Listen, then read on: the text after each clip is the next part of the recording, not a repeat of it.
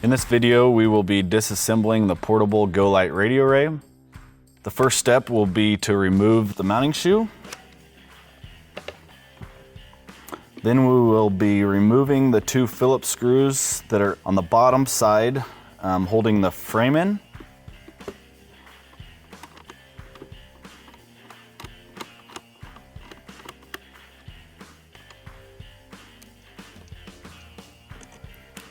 Once those are off, you can just remove the front frame by pulling the bottom.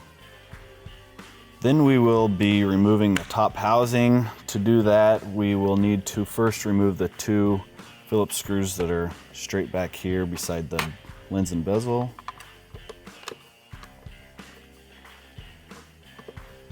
Once those are removed, there are now 4 screws on the bottom side pointing up that we will need to remove.